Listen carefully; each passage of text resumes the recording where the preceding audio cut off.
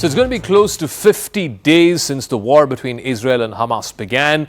This week, there was the announcement of a ceasefire for 4 days in exchange for 50 hostages due to be released. That agreement was due to take effect starting this morning, Thursday morning, but now there's been a delay of 24 hours.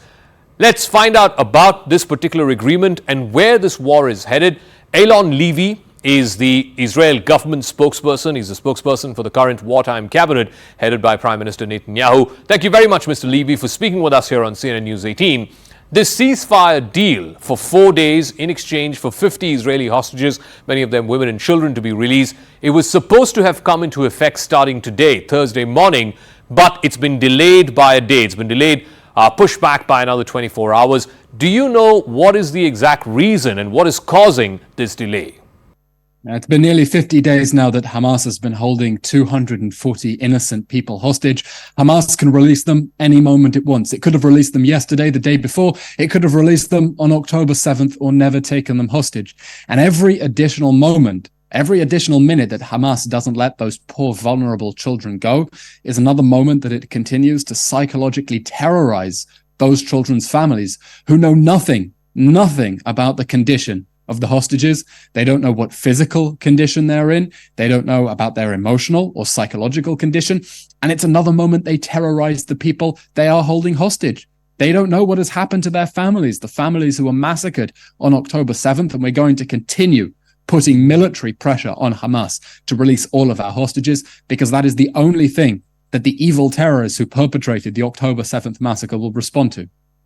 Mr. Levy, how worried are you that this period of 4 days, this pause of 4 days, could be potentially used by Hamas to try and extract more, whether it is from Israel or the team of negotiators that it is dealing with, that it's negotiating with, that they're going to use this as some kind of a bargaining chip to extract more, possibly even position themselves in a better position than they have been in these last close to 50 days. How worried are you about that? We would prefer to continue putting unrelenting military pressure on Hamas to destroy that terror organization. But we have two goals in this war: to destroy Hamas so it can never do another October 7th massacre, and to bring back our hostages. And our assessment is that a very brief pause in order to get as many hostages out as possible is a price that we are willing to pay. And I'll add, a brief pause will also allow the IDF to prepare for the days ahead.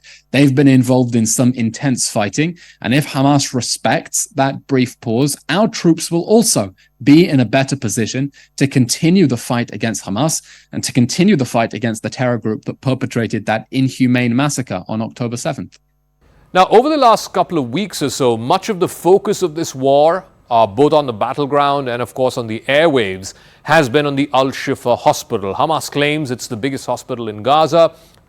Israel claims that underneath the hospital is the headquarters of Hamas. There is at least that's the allegation from Israel, a wide tunnel network, arms and weaponry that's been stored there. And now the IDF has put out a video after they managed to capture the Al-Shifa, which shows the tunnel.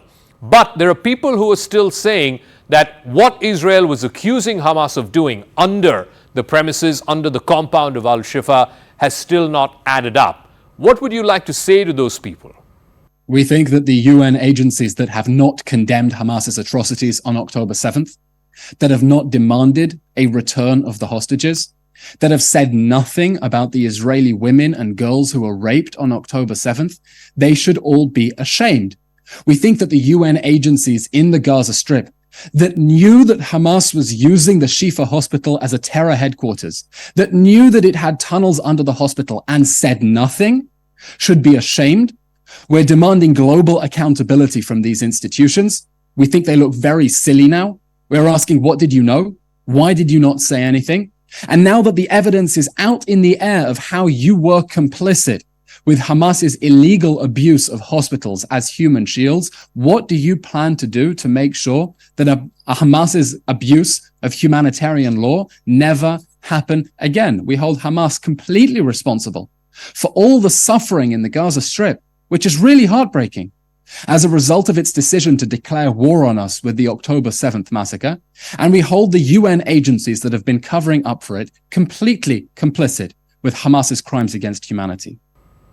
Now, again, through the last couple of weeks, it's not just the Israeli children that the world has been completely appalled by. The pictures of these little toddlers who've been affected, whether it's the ones who've been taken hostage or the ones whose family members have been taken hostage. But the world community has also been waking up to images of little kids in Gaza who've been killed because of airstrikes and ground operations.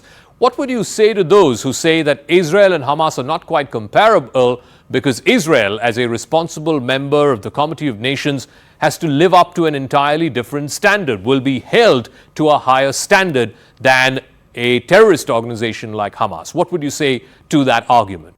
And that's really amazing. Think about how many international media outlets, how many international officials were so invested in denying that Hamas had a terror infrastructure underneath the hospital. Israel told the whole world, they made it out as if we were liars, and now the evidence is there for everyone to see.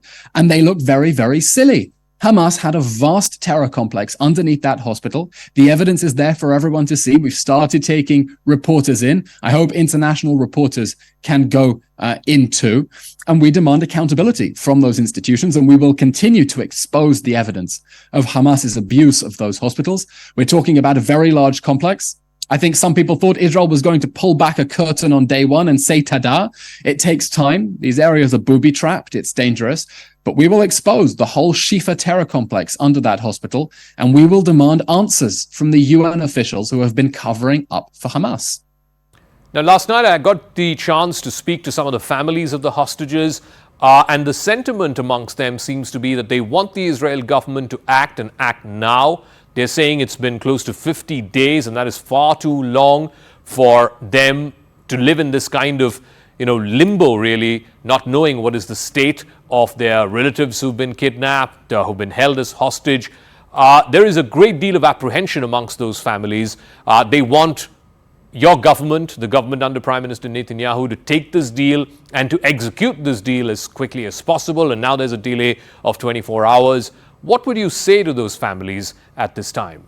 Hamas has been torturing the families of these poor hostages by holding these hostages without access to the Red Cross, without any communication with the outside world, deliberately psychologically torturing these people. In Israel, the hostage crisis is an intensely personal issue. There are 240 hostages. We're a small country of only 10 million people. Everyone in Israel knows someone who had someone stolen from them. I found out only this morning that a friend of mine had his brother-in-law stolen on October 7th. We know these children's faces. We know their names. They are household names and household faces. And if you wake us up in the middle of the night because no one here has been sleeping for the last 50 days, we can tell you their stories. This is intensely personal for us. We're doing everything we can to bring them all home, and we're committed to that. The men and the women, the children and the elderly, the civilians and the soldiers, and we're committed to that pledge. There will be no one left behind. And so what happens finally after this 4-day pause, and presumably it'll start from Friday, but after next Tuesday, what happens? The Israeli Defense Minister Yoav Gallant has said that the war will continue with a greater intensity after this 4-day period. Just paint the picture for us. What does next week and the week after that and the next month look like? How and when, and this is the question that everyone around the world is asking, how and when does this end? After the initial 4-day pause, Hamas will face a choice. For every additional day of pause that it wants, it can release 10 hostages. And we will, of course, want to receive additional hostages and give them that pause. But after we are done, we will continue putting pressure on Hamas. And this war will end with the end of Hamas. Because on October 7th, Hamas burned, beheaded, and abducted people. And then when it went into the Gaza Strip, it told us that it wants to do it all over again. And we will end this war by ending Hamas, or else it will do it again and it will be emboldened.